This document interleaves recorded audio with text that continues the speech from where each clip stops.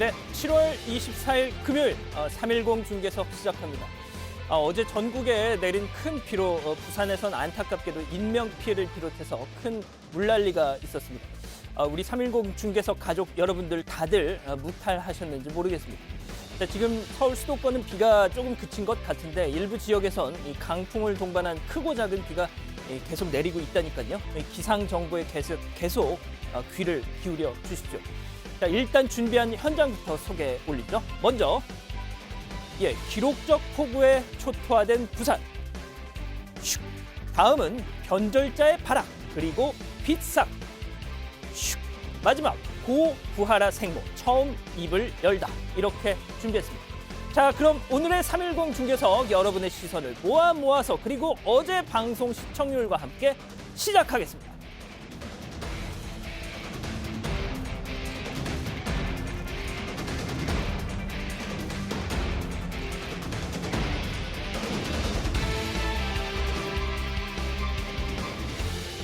오늘 제 옆자리엔 강찬호 해설위원 나오셨습니다. 자기소개 짧게 부탁드리죠. 네, 강찬호 해설위원입니다. 중앙일보에 있고요. 강하고 확실하게 해설해드리겠습니다. 단 진실만 얘기하겠습니다. 예, 아무튼 이 강찬호 해설위원 그 앞선 프로죠. 뉴스온에서 자주 뵀었는데 말이죠. 제가 이 프로 정말 너무 나오고 싶다고 애거를 한 끝에 이렇게 나왔는데 마침 어저께 1% 넘었다고 들었습니다. 축하드리고요. 예. 반드시 그 시청률을 유지하고 더 넘어설 수 있게 최선을 다하겠습니다. 알겠습니다. 감사합니다. 네. 저는 강찬호 해설위원 하면은 그 장면이 생각이 납니다. 그 생방송 도중에 코피를 이렇게 흘리셨었잖아요. 정말 그때 그 많이 좀 더 퍼지고 싶었는데 그 좀 안타까운 점이 있었습니다. 네. 그렇습니다. 네. 자, 말씀하신 것처럼 3.10 중계석 방송 나흘 만에 마에 1% 시청률 기록했습니다. 정말 정말 감사드리고요. 하지만 이 밤새 내린 비로 많은 분들이 고생을 하고 계신 터라 저희가 마냥 좋아할 수가 없겠죠. 그렇네요. 자, 그럼 첫 번째 현장으로 떠나보죠. 그 전에 관전 포인트 먼저 보시겠습니다.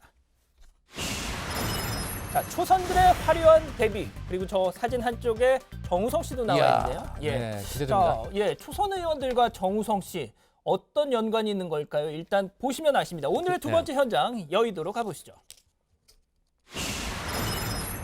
여러 미래통합당 의원님들께서 문재인 정부가 독재를 행하고 있다. 행정부가 사법부를 장악하고 입법부인 국회의 전 상임위를 장악해서 초선 의원이죠. 독재를 실시하려고 하고 있다라고 하는 발언들을 하셨습니다. 이에 동의할 수 없습니다. 이러한 주장을 하기 전에 미래통합당이 지난 2달 동안 어떤 모습을 보였는지 한번 되돌아보시기 바랍니다. 지금 대정부 질문인데 보시는 것처럼 미래통합당에 대한 비판을 보였습니다. 그렇게 계속 상임위원장 하고 선거도 잠시 불참했습니다. 후에 미래통합당 의원들께서 지금 보시는 것처럼 이거 뭐야? 열흘 동안 이렇게 시간을 끌다 돌아와서 저분도 원래 법사위원장의 자리만 고집하면서 주요 또 상임위 나오네. 위원장을 모두 거부했습니다. 저런 시청률은 솔직히 주호 못해줍니다. 원내대표께서 빨리 모든 상임위원장 들어가. 민주당에 넘기겠다. 저렇게 되면 이제 의원도 안 또 하겠다. 사실은 좀 에너지가 더 돋습니다. 이렇게 말씀하셨습니다. 그렇죠. 이거는 리액션이 나오는 거니까. 자, 보신 것처럼 거친 항의가 여당에게 통합당 상임위 의원들 독식이다. 자리에서 저렇게 계속 이어지고 있는데 입법부 장악이다. 자, 일단 소개를 좀 이렇게 해드리면 말씀하시는 경기 것은 과천의왕 분들이 출신이죠. 납득하기 민주당 어려우실 이소영 것이다. 의원. 이렇게 말씀드립니다. 대정부 질문이라는 건 보통 국무총리 다음으로 이하 사법부. 국무위원들을 상대로 그렇죠. 하는 건데 장악을 그렇게 말씀하셨습니다. 보신 것처럼 미래통합당을 향해서 일갈했다. 그 전날 이제 주영 통합당 원내대표가 이제 교섭 연설을 하면서 정부를 아주 강도 높게 비판했거든요. 특히 독재라는 말을 써가면서 굉장히 강력하게 비판을 했는데 그 다음날 대정부 질문을 하러 나온 여당의 초선 의원이 그 질문이 아니라 야당 공격, 야당 원내대표를 공격하는 걸 내용으로 일관을 하니까 심지어 지금 보시다시피 김상희 오늘 그 국회 의사봉을 잡은 김상희 부의장이 이거는 좀 초점이 안 맞는다. 원래 예정대로 대정부 질문 좀 해달라.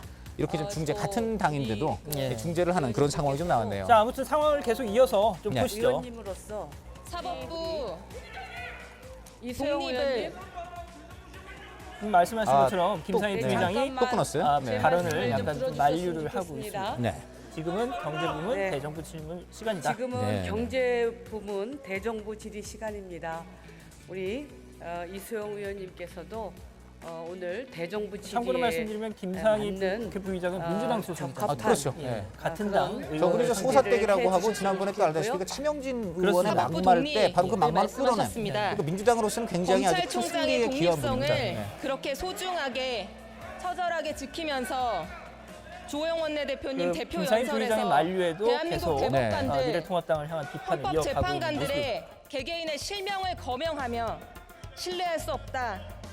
이제 어디 이소영 의원이 그 출신이다. 원내수석 중립성을 김태경 의심받고 원내대표 있는 밑에서 민주당 원내 판관들이다. 교섭 지금 그 선거무효 소송 진행 재검토가 하나거든요. 이루어지지 예, 않고 부대표. 있다는 네, 이유만으로 부대표라고 하죠. 사법부가 권력에 그래서 장악된 일각에서는 것이다. 이제 그 지금 이렇게 김태년 원내대표하고 조영 원내대표가 평가를 바로 이제 하셨습니다. 대립각을 계속 세우지 저는 않았습니까? 지금까지 그러다 보니 김태년 국회가 원내대표 바로 밑에서 이렇게 함께 했던 일하는 사례를 이소영 의원이 어떻게 보면 이제 열심히 대정부 찾았지만 질문이라는 찾지 기회를 못했습니다. 잡아가지고 네. 저격에 나섰다 예. 이런 얘기도 좀 나오고 있어요. 자, 마지막으로 이렇게 한 훼손하고 마디만 좀 더 들어보죠. 국민의 신뢰를 흔들어서 이소영 의원님 본질로 돌아가겠습니다. 네, 많은 시간을 아, 시간을 지금 오버했군요. 네, 결국 쓰셨습니다. 질문이 아니라 공격에 다 써버린 본격적으로 거의 다 대정부 써버렸죠. 네. 제가 임해 계산을 주시기 해봤더니 네. 질의 시간 17분 중에 5분 정도를 미래통합당 그러니까 비판에 거의 뭐 3분의 1 가까운 예, 예. 네.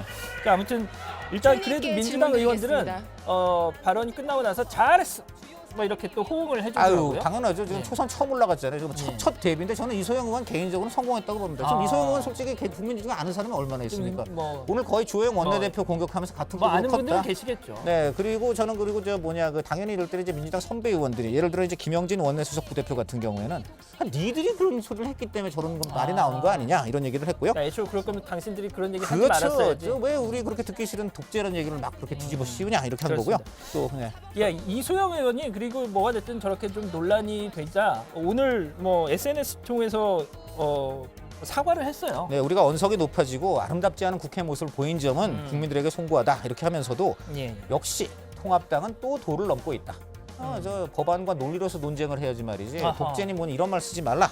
예, 다시 예. 한번 또 할 말을 했습니다. 네. 좋습니다. 또 다른 초선 대정부 질문과 청문회를 통해서 주목받고 있는 또 다른 초선 바로 탈북민 출신 통합당 태영호 의원인데요. 그 영상도 보시죠. 다음 질의는 정전선언이냐 항복선언이냐. 북한은 시도 때도 없이 말만 생기면 정전선언하자고 떠들었습니다. 혹시 정전선언 문제와 관련하여 야당과 국민 모르게 문재인 대통령과 김정은 트럼프 대통령 사이에 뭐 오간 내용이 있습니까? 북한에서 뭐라고 가르쳤는가 하면 전제협 조직 성원들은 내일 아침 김일성 초상화 앞에서 충성의 교리를 다진다. 그건 뭐 아마 북쪽에서 잘못 알고 있었던 거라고 생각합니다. 그러니까 그러니 또 주체상 신봉자십니까 아니십니까? 그 당시에도 주체사상 신봉자는 아니었고 지금도 네. 아니다. 주제에 동의하십니까? 예, 보신 것처럼 어제 그리고 그제 색깔론으로 상당히 좀 정치권이 시끄러운데 민주당은 뭐 당연히 반발하고 있고요. 통합당에서는 뭘 그렇게 예민하게 굴어 뭐 이런 식으로 지금 하고 있는데 자 어떤 입장인 것 같습니까? 자 일단 윤건영 더불어민주당 의원 이분 뭐 저 최고 실세죠. 그 문재인 대통령 복심이라고 하는 분인데 예. 이분이 오늘 라디오 나와가지고 이거 슬픈 코미디 같은 장면이다. 그리고 이런 국회에서 어떻게 이런 수준 낮은 일이 벌어졌느냐. 이거 그리고 사상 검증은 할 수 있지만 사상 전향을 지금 제기를 하는데 전혀 다른 얘기다 그랬어요. 지금 저 태영호 의원의 그런 발언을 사상 전향을 요구하는 말이라고 했는데 자세히 보면은 사실은 근데 주체사상 신봉이냐 아니냐 질문한 거기 때문에 이건 조금 좀 논란은 있을 것 같습니다. 반대로 이제 당연히 통합당 김기현 의원의 경우에는 아니 왜 그런 질문에 민감하게 반응하냐 아니면 아니라고 하면 되지 왜 볼 때처럼 덤벼드냐 이래갖고서 또 이제 또 한바탕 좀 자 그리고 논란이죠. 또 다른 데서 뭐 논란이 이어졌는데 그 태의원 발언에 대해서 민주당 의원이 문정복 의원이죠.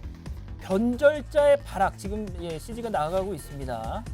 변절자의 발악으로 보였다 이런 얘기를 해서 지금 또 논란이 되고 네, 있어요. 이게 지금 그래서 보수 언론 쪽에서는 이게 지금 북한에서 무슨 나온 반응이 아니니 무슨 이럴 수가 있느냐 이제 이런 말도 나오고 있고요.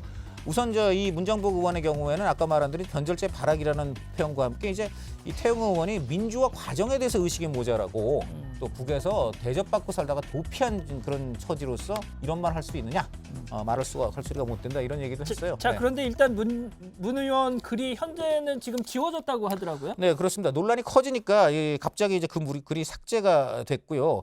또 그다음 하나 또 문제가 된 게 이제 그 해당 페이스북 글에서 태영호 의원이 이런 말을 했다. 이런 말 어떻게 이런 말 하냐 하면서 나온 게 문재인 대통령을 태영호 의원은 조선 선조에 비교를 하고 공직자들을 비하했다 이렇게 했는데 이거는 실제로 태영호 의원의 발언에는 질의에는 없었어요. 없었죠. 예, 예. 질의 내용이 없었어요. 그래서 이제 이것도 또 논란이 됐습니다. 그렇습니다. 저는 왜 정말 그건 좀 중요하다고 봐요. 왜 본인이 그렇게 당당하게 했으면 그냥 갖고 가야지 왜 지웁니까? 아니 뭐 사실관계가 좀 틀린 부분이 있었으니까 그랬겠죠. 뭐. 네. 자, 그런데 자 이렇게 어제 하루 종일 또 색깔론 그리고 앞서 보신 것처럼 정세균 총리와의 이 뭐랄까요 종전선언과 관련한 얘기가 이어지고 있는 가운데 자 영화가 개봉합니다. 신작 영화 강철비 투저.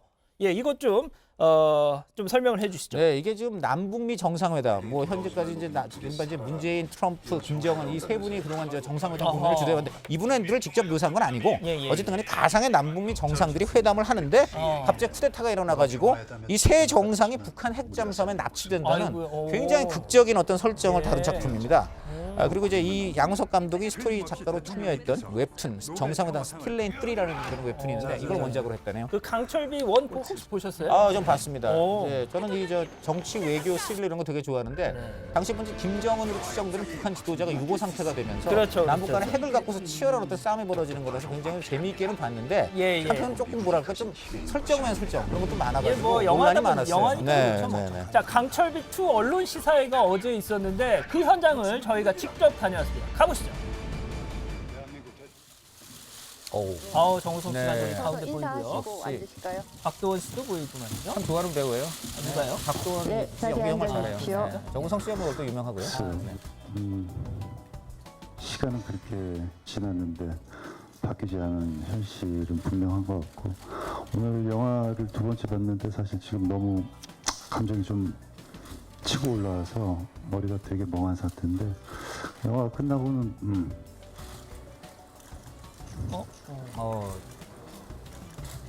이거 대신 얘기라도 해줘야 될 것 같은데. 예. 약간 눈가에 눈물이 보인 것 같네요. 약간 시간을 주시. 자, 보신 것처럼 정우성 씨가 답변을 하다가 감정이 다음 질문 북받쳤는지 우선 받을까요? 울먹거리면서 그렇게 다음 질문 우선 받고 그러니까 있다. 지금 이 영화의 아, 메시지가 괜찮으시죠? 우리 민족이 굉장히 불행한 역사가 있었다. 어. 그리고 그 불행한 역사 속에서 또 저런 어떤 큰 사건이 터졌다. 그러다 보니까 평화의 중요성을 정말 절감했다. 그래서 그 불행스러운 역사가 평화의 미래로 갔으면 좋겠다. 이런 내용이거든요. 굉장히 보면 어떻게 보면 현재 그 민주당 정부의 어떤 그 방향하고도 참 비슷한 느낌도 좀 들고요. 어쨌든 제가 볼 때는 그 정우성 씨가 나름대로 그 영화를 보면서 본인의 그 본인 스스로의 어떤 그 남북관이라든가 정치관 그런 것도 좀 많이 좀 이제 좀 한 것 같아요. 그렇죠. 네. 뭐 정우성 씨 아시다시피 유엔 난민 대사를 하면서 난민 운동 벌이고 사회 문제에 대해서 끊임없이 관심을 그래서 이분이 보이고 정치권 입문하려는 거 아니냐 이런 좀 추측도 좀 나오고 있어요. 뭐 그런 소문은 추측의 많았는데 영역입니다만. 본인은 뭐 네. 전혀 그런 데 관심이 없죠. 자, 다음으로 가보겠습니다. 상속 논란 후에 처음으로 입장을 밝힌 한 엄마에 대한 취재 후일담 관전 포인트부터 보시죠. 생모의 자격 이렇게 정해봤습니다. 예, 그룹 카라의 멤버였던 고 구하라 씨의 가족 얘기입니다. 생모의 자격이다. 이게 어떤 의미일까요? 그러니까 뭐 아시다시피 이제 구하라 씨가 이제 정말 비극적인 극단적인 선택을 했는데 그 전에 오랫동안 헤어져 있던 생모가 갑자기 이제 장례식장 이후부터 나타나서 그렇습니다. 지금 이제 재산을 그 이제 동생 오빠죠. 오빠하고 재산을 이제 반분하는 문제. 그런데 이제 오빠라든가 이쪽에서는 이제 오랫동안 헤어졌던 생모가 왜 그 구하라의 그 재산을 갖고 가겠다는 것이 논란이 있지 가정사가 않습니까? 드러났죠. 네, 그래서 굉장히 안타까운 자, 가정사인데 그 생모가 생모를 본 거죠. 처음으로 네. JTBC 스포트라이트 팀과 단독 인터뷰했습니다. 그 현장 가보시죠. 네, 다 기대됩니다. 딸이 죽었는데 무슨 상속이 돈에 뭐 했겠어요. 그걸 얼마가 어떻게 된 거 전부터 지금도 잘 몰라요. 그것도 있어요. 자, 이거를 저희가 요약해드리면 이겁니다. 구하라 씨가 어렸을 때 엄마가 집을 나갔어요. 근데 나몰라라 했다는 거죠. 그런데 구하라 씨가 성공을 하고 또 지난해 안타깝게 또 스스로 목숨을 끊은 뒤에 갑자기 엄마가 짠 하고 나타난 거잖아요. 그렇죠. 근데 이제 엄마 그 식모라는 분은 또 나도 사정이 있었다. 나도 굉장히 힘들었다. 그리고 이제 여러 가지 여러분에게 이제 내가 안 밝힌 얘기들이 있는데 이제는 내가 나와서 얘기를 해야 되고 또 돈에 그렇게 관심 있는 건 아니다. 이런 돈에 관심이 그렇게 알려진 것처럼 있는 게 아니다. 이걸 얘기하죠. 자, 그러니까 사람들이 뭐 방금 보신 것처럼 손가락질을 하지만 나 억울하다 이거네요. 자식을 안 키운 게 아니라 키울 상황이 안 됐다. 뭐 그런 거죠. 그때 당시에 내가 이제 애를 키우려면 뭐 직업도 있고 이래야 되는데 그런 것도 없고 그냥 말 그대로 그냥 가방 하나 달랑 갖고 집을 나왔다. 그래서 내가 건설을 못한 것뿐이지 마음은 정말 자식들 키우고 싶었다. 뭐 이런 얘기죠. 자, 그러면 23년 전에 정확히 무슨 일이 있었는지 들어보시죠. 네, 이혼 안 해줘 보려고 그냥 진짜 그렇게 연락도 안 하고 살았거든요. 네. 이혼을 해줘야 될 상황이구나 이제는. 그냥 너무 남자 문제야 너무 복잡. 남자 문제. 예. 바람 나갖고 갔다고 이야기하는데 제가 정확히 이제 서로 부딪히는 부분이네요. 그거는 아니거든요, 사실은. 그때 상황에서는 제가 혼이한테 올 수가 없었어요. 왜냐면 지금도 일단 뭐 바람이 났던 건 그 사실이 생각을 아니다라고 저렇게 지가 나오고 구하라 씨의 생각을 생모는 또 하는 얘기를 합니다. 가정사는요 양쪽이 다 들어봐야 돼요. 그럼요. 우리 양 캐스터는 가정이 있어요? 아직 저는 혼자입니다. 예, 나중에 알 겁니다. 이제. 알겠습니다. 네. 자, 뭐 부부가 헤어질 수는 있습니다. 그래도 네. 저는 뭐 그래도 아들 딸은 네. 잘 지내나 이렇게 연락은 해볼 수 있는 거잖아요. 그렇죠. 이제 그런데 구열아 씨 쪽, 그 오빠 쪽에서는 연락도 제대로 없었고 정말 엄마로서의 의무를 다하지 않았다.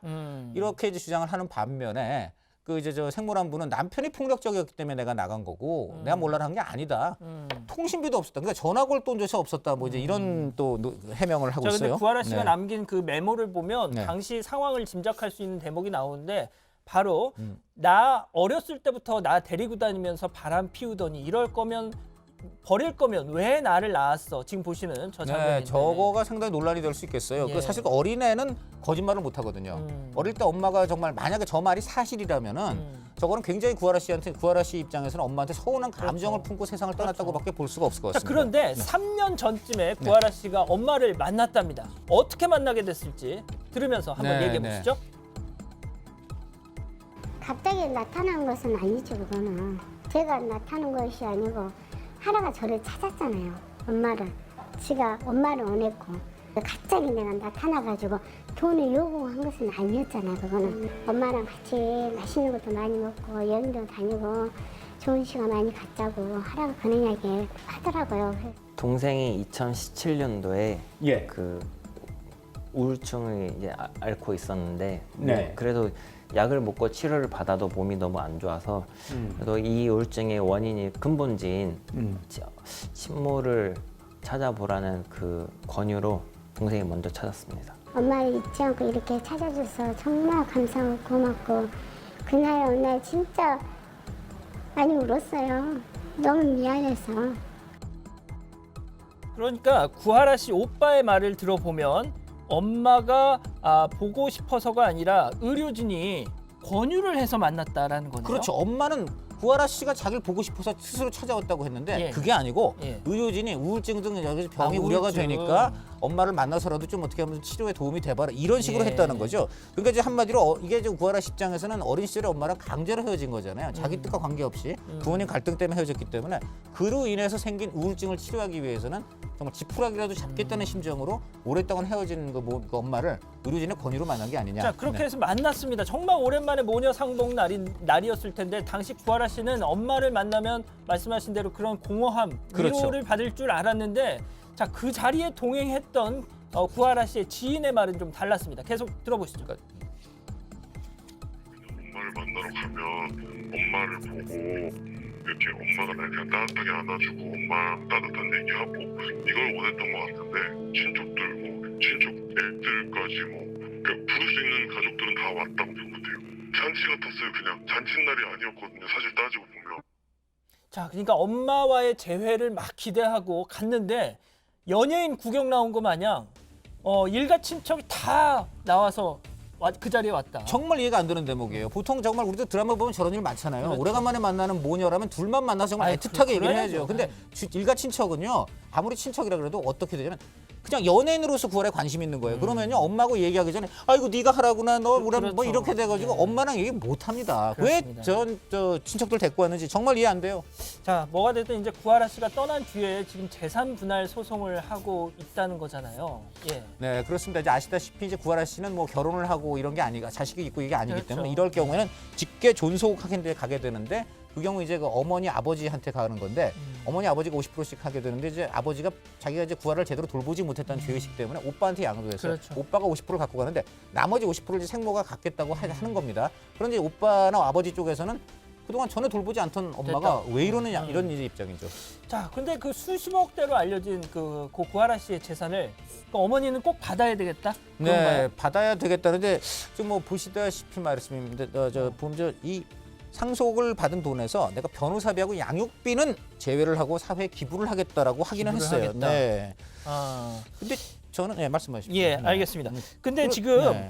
이 구하라법이라는 게 지금 국회에서 뭐 발의가 됐다 이런 얘기가 있었잖아요. 20대 때 했었죠. 예, 예. 그거 뭐 지금 그러면 21대 국회에서는 안 되는 겁니까? 아, 가능합니다. 왜냐하면 서영교 의원이 계속해서 이 법을 지금 발의를 했고 50명의 지금 의원들로부터 동의를 얻어서 예. 좀 강력하게 추진을 하겠다고 했습니다. 예. 그 이제 뭐 내용을 보면은 직계 존속이 쉽게 말하면 부모가 그 지금 이제 만약에 사망한 자녀에 대해서 생전에 제대로 양육을 안 하고 양육 게을리하면 아하. 상속 자격에 결격이 생긴다. 이런 박탈하겠다. 내용인 것이죠. 네. 그렇습니다. 자, 지금 시각이요. 오후 3시 39분을 막 지나고 있습니다. 자, 실시간 순위 중계석 돌려보죠. 자, 3시 10분 기준 10위까지 N포털 전체 기준 실시간 급상승 검색어 나가고 있습니다. 1위 부산 침수, 2위 구급차 택시기사. 네. 자, 지난 8일이었죠. 서울 강동구 한 도로에서 구급차 접촉사고 난 뒤에 환자 이송을 막았다가 결국 사망에 이르게 됐던 오늘 구속 여부가 결정된다고요? 네, 그렇습니다. 서울 동부지법에서 막 이제 구속영장 실질 심사가 끝났고요. 이분은 이제 10시쯤 오전 10시쯤에 이제 출석을 했는데요. 이분이 참 당시에 말이죠. 그냥 환자가 숨지면 내가 책임지겠다. 그랬죠. 아주 장담을 했고요. 그래서 기자들이 자, 그러니까 이제 이렇게 큰 비극이 생겼는데 어떻게 책임질 거냐 했더니 탁 기자를 뿌리치면서 아하. 무슨 말인지 모르겠다. 이렇게 이제 얘기를. 와서. 그렇죠. 그리고 유족에 할 말은 없으십니까? 또 기자가 물으니까 뭘? 아. 이렇게 쏘아보셨답니다. 정말 이해되지 않는 행동입니다. 그렇습니다. 오늘 너무너무 밤중으로 이상해요. 구속 여부가 네. 결정 날 것 같고요. 아까 지금 이 다음에 나오는 5위 남인순 네. 민주당 최고위원 오늘 무슨 한마디 했더라고요. 근데 오늘 저 얘기는 나는 피소된 사실을 몰랐다. 그 박원순 서울시장. 그렇죠. 좀 전에 이제 피소 사실을 미리 알고 있었냐. 또 이걸 갖고서 이제 특히 임순영 서울시 젠더 특보 서로 다 친한 관계니까 미리 보고 받았냐. 이게 이제 쟁점인데 오늘 딱 그동안 침묵을 지키다가 나 피소 사실 몰랐다. 그리고 이제 관련된 통화 박 전 시장 출정 당일날 통화를 했다는 보도에 대해서도 답변을 안 했습니다. 답변을 하지 참 않았다. 궁금하기가 짝이었습니다. 이렇게 예. 당사자들을 보는데도 알 수가 없으니 일단 좀 정말 안타까워요. 계속 좀 지켜봐야 되겠네요. 자, 오늘은 여기까지입니다. 310 중계석 우리 가족 여러분들 덕분에 방송 첫 주 무사히 마무리하게 됐습니다. 자, 지금 일부 지역에선 계속 강풍을 동반한 비가 뿌린다는데요. 다들 피해 없으시길 간절히 바랍니다. 자, 강 의원님 고생하셨고요. 양캐도 잘 보내시고요. 예. 행복한 주말 보내시고 다음 주 월요일 오후 3시 10분 다시 뵙겠습니다. 감사합니다. 감사합니다.